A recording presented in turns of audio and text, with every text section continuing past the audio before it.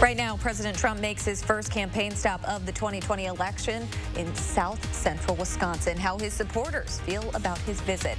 And Joe Biden's campaign sends one of its surrogates to Madison for a rally. Why Senator Elizabeth Warren says Wisconsin is so important when it comes to next month's election.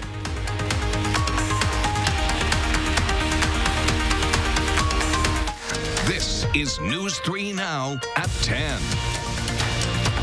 And hello, Janesville, and hello, Wisconsin. We love Wisconsin. Look at this crowd. This is massive. But you know what? Despite record numbers of cases in Wisconsin, President Trump held a rally in Janesville tonight in front of thousands of supporters. We're just 17 days from Election Day, and many of Trump's comments and attacks were similar to what we've heard him say at other rallies across the country. Tonight's rally at the Southern Wisconsin Regional Airport put an emphasis on his push for law and order. They would kill your jobs, dismantle your police departments, and you have a lot of great law enforcement people here today. Thank you. Thank you. I think we have every single law enforcement group in the country has endorsed us. The president also called this the most important election in history, claiming Joe Biden would destroy jobs and police departments and endorsing Wisconsinites to get out and vote early. Adam Duxter was in Janesville today speaking with supporters about their decision to come despite rising case counts in the state. Well, headed into today's presidential visit, Rock County posted record high coronavirus numbers with 1,174 people, or nearly 1 in 140 people in the county, testing positive. But that, nor any other factor, did not stop the crowd from showing out today, with many people saying they just wanted to see the president, no matter the risk. Long lines and big crowds welcomed the president to Rock County today. It's very historical. I've never seen a sitting president. Inside, Illinois resident Julie Blake had a front row seat. We left the house at 5 o'clock in the morning, and we got here. One of the maybe second cars here, and yeah, it was worth it. Trump's visit brought thousands to Rock County, much like the rest of Wisconsin can't keep up with the surging spread of coronavirus. Bleck says the president has done a great job protecting the U.S. from COVID and says she doesn't mind being in a crowd so large. I feel fine. I try to take care of myself regardless, so it is kind of scary. You can get yourself being scared, but I don't want to hide. I want to be out. I want to enjoy life. Rock County has posted its 3 highest daily totals of coronavirus ever, all in the last week. Attendees feel an event like this being held outside helps to eliminate that risk. I guess I wouldn't want my 88-year-old mom here, you know. So, but other than that, I don't think we're super spreaders or anything. Those in the crowd today came from everywhere, including every corner of the state, Illinois, and even one person who booked a last-minute flight from Denver. They've got their minds made up. They're voting for Trump. I care about not having a socialist country. Reassurance. I like to hear some reassurance that we're going to win in 2020. And while doctors, health officials, and local leaders all ask the president and his supporters not to show up, the Janesville crowd says to them, seeing him in person is worth any risk. I wish people would judge our president of the United States on what he's done for the people. And of course, today marks 2 weeks since the president was supposed to visit Janesville the first time around. And those in attendance today say they feel honored he took the time to reschedule. In Janesville, Adam Duxter, News 3 Now. Republican Senator Ron Johnson also spoke at today's event in support of the president. The senator said people need to carry on with their lives during Wisconsin's continuing rise in COVID-19 cases. Despite backlash from doctors and local leaders, Johnson said he's not worried about the rally's safety. I don't think this is going to be a super spreader event. These are adults. They're learning to live with COVID. They know what they're doing. They understand, if they're taking any risk whatsoever. I personally don't think there's much risk out here. A Wisconsin group set up 1,500 empty chairs this afternoon in Janesville. Opportunity Wisconsin says it wanted to welcome President Trump to the city with a reminder of the more than 1,500 lives that have been lost to the virus in the state. They also held 1,500 seconds of silence. Joe Biden says President Trump has failed Wisconsin with his response to the coronavirus. In a statement released ahead of the president's rally this morning, Biden said Trump has been, quote, downplaying the severity of the virus, causing Wisconsin to be in the grips of one of the country's worst outbreaks. Biden went on to say his administration will trust the science, lead by example, and help Wisconsin families and small businesses build back better than before. And we still have more coverage of the president's visit in Janesville today. We'll have exclusive access and behind-the-scenes looks you'll only see on News 3 Now. That's in about 10 minutes. Before visiting Janesville, the president hosted a rally in Muskegon, Michigan this afternoon. At that rally, he said, lock them all up after saying Governor Gretchen Whitmer needs to, quote, liberate Michigan from the coronavirus lockdowns. His comments come just 9 days after a plot to kidnap her by domestic terrorists went public. Get your schools open. The schools have to be open, right?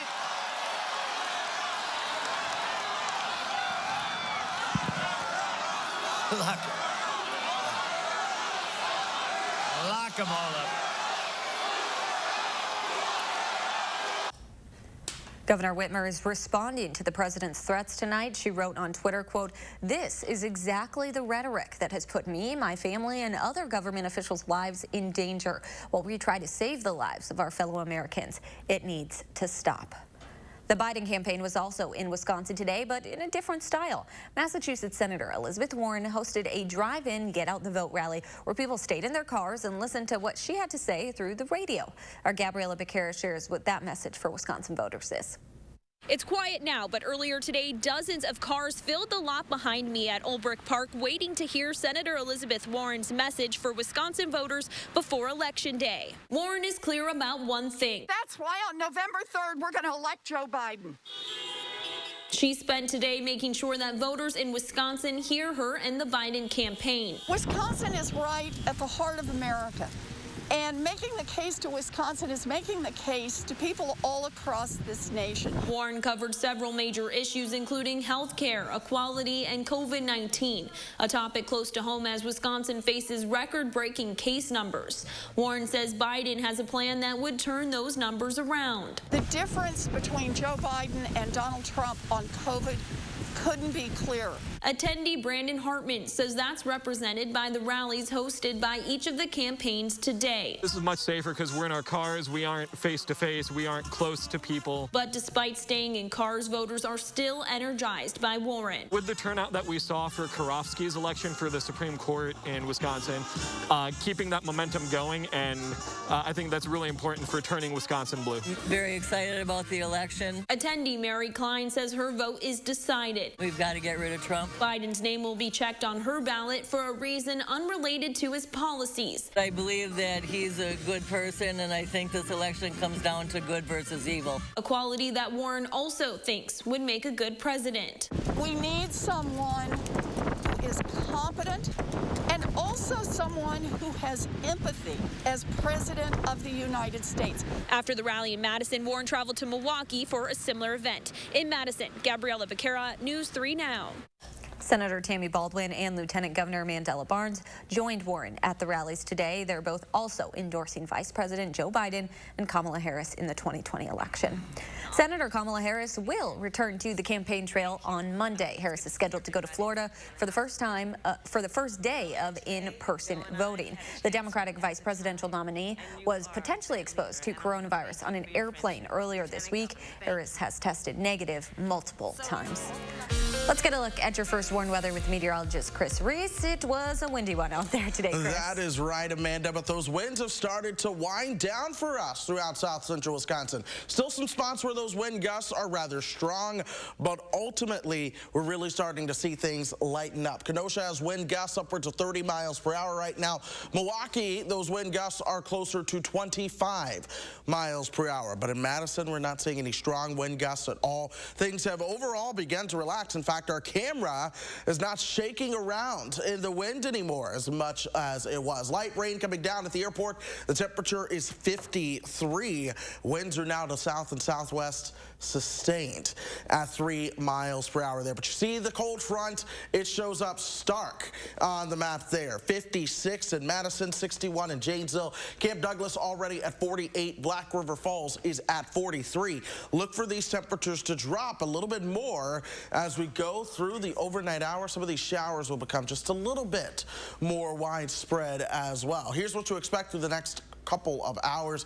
Temperatures will fall into the 40s, 44 by 4 o'clock in the morning. We'll eventually see those temperatures into the 30s. And there's a lot more where the chill came from as we move into next week. That full forecast is coming up. Thank you, Chris. DHS usually updates its new coronavirus case numbers around 2 o'clock each day. Today, we're still waiting. The DHS website says it's undergoing system maintenance this weekend. They say that means some updates and graphs will not be available. Yesterday, Wisconsin reported more than 4,000 new cases in a single day for the first time. 22 more people died, while 34,000 of the state's 167,000 cases remain active. A Janesville elementary school is temporarily stopping in-person learning after several staff had to be quarantined. Harrison Elementary says it will begin virtual learning on Monday until at least Friday, October 30th. Next week's parent-teacher conferences will also be done virtually. The school will also offer curbside pickup each day for free breakfast and lunch for students. Some parts of New York City are becoming potential hotspots for virus spread. Governor Andrew Cuomo says officials will use a microcluster strategy, closely monitoring concentrated areas in the city. So rather than looking at it on a state level or a regional level or even a county level or even a neighborhood level, we are now going to analyze it on the block by block level. When a microcluster is identified, Cuomo says the state will ramp up testing, mitigation, and social distancing enforcement in those specific areas. Meanwhile, the state is allowing movie theaters outside of New York City to reopen. One person is in the hospital following a stabbing last night in Middleton. Police say it happened around 10 o'clock in the 2100 block of Allen Boulevard. That's near Marshall Park. 35-year-old Eddie Monroe is in custody. Anyone with information is asked to contact police. New video tonight. This was the scene in Harrisonburg, Virginia this morning after an explosion. Police say it happened at a two-story shopping center in the city's downtown. At least 5 people were injured. 3 of them were taken to a hospital. The strip mall contained a vape shop and a recording studio. It's considered a total loss. There's more on News 3 Now. Chris has your first warn forecast, plus exclusive coverage of the president's rally in Janesville today. Stay with us.